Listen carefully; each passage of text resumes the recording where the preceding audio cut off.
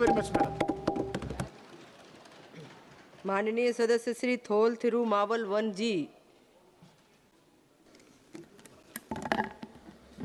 மாண்புமிகு அவைத்தலைவருக்கு வணக்கம்.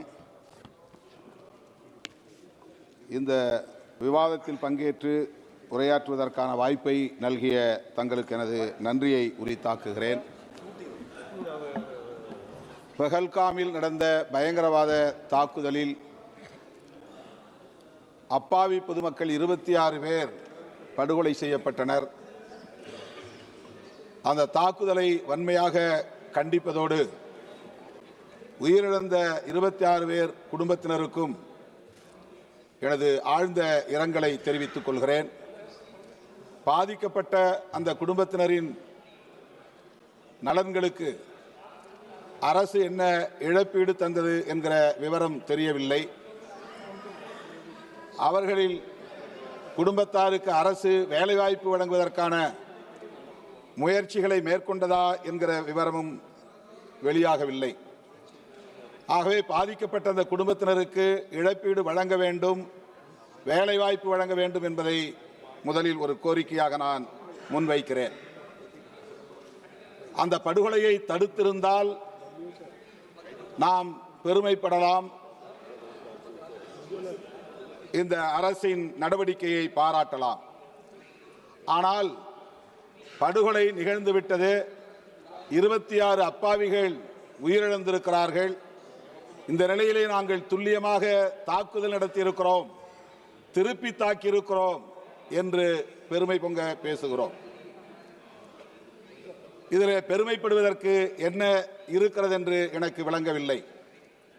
மிகப்பெரிய நாடு, பாகிஸ்தானோடு ஒப்பிடுகிற போது பல மடங்கு வலிமையுள்ள ஒரு தேசம், 140 கோடி மக்கள் தொகையை கொண்ட ஒரு பெரிய நாட்டை மிக இலகுவாக அவர்கள் உள்ளே புகுந்து தாக்கிவிட முடியும் என்பதற்கு ஒரு சான்றாக இந்த பஹல்காம் தாக்குதல் மீண்டும் ஒரு அச்சுறுத்தலை ஏற்படுத்தி இருக்கிறது. இது நாட்டின் பாதுகாப்புக்கு விடப்பட்ட சவால்.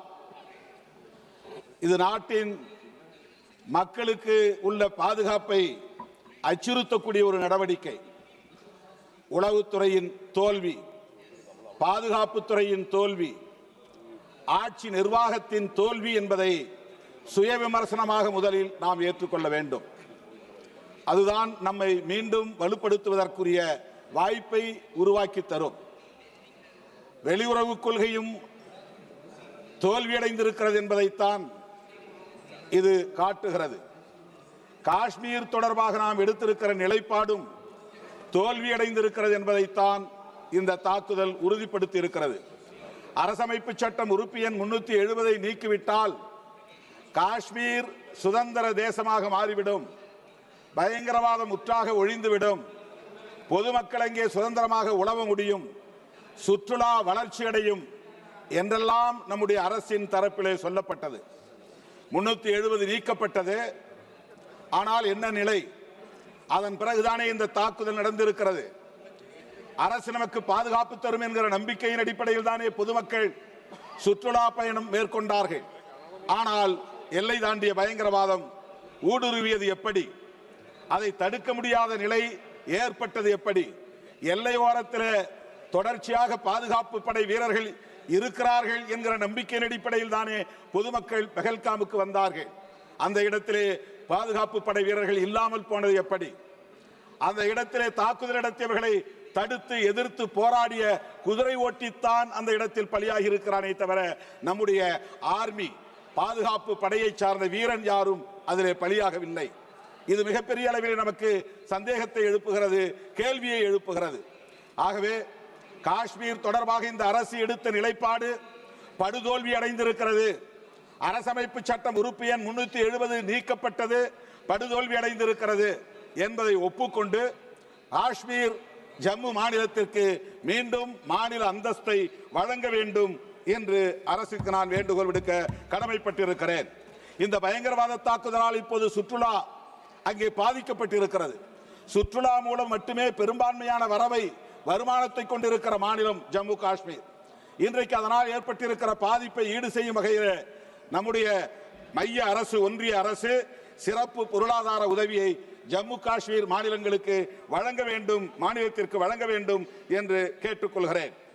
2023-2024 ஆண்டிய டிஃபென்ஸ் ஸ்டாண்டிங் கமிட்டி அந்த நிலைக்குழு இது தொடர்பான ஆய்வை செய்து விமானப்படையில் போதிய விமானங்கள் இல்லை, விமானப்படை மேலும் நவீனமயப்படுத்தப்பட வேண்டும், இன்னும் பைலட்டுகள் விமான ஓட்டிகளின் எண்ணிக்கையை பெருக்க வேண்டும் போன்ற பரிந்துரைகளை வழங்கியது.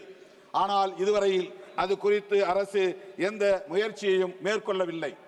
ரஃபேல் விமானம் சுட்டு வீழ்த்தப்பட்டதாக பாகிஸ்தான் கூறுகிறது.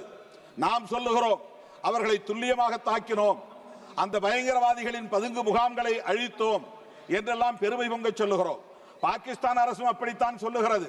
ஸ்ரீநகர், ஜம்மு, பூஜ், பத்திண்டா போன்ற பல பகுதிகளை சுட்டிக்காட்டி இங்கெல்லாம் நாங்கள் தாக்குதல் நடத்தியிருக்கிறோம், ரஃபேல் விமானங்கள் 2 விமானங்களை சுட்டு வீழ்த்தியிருக்கிறோம் என்று சொல்லுகிறார்கள்.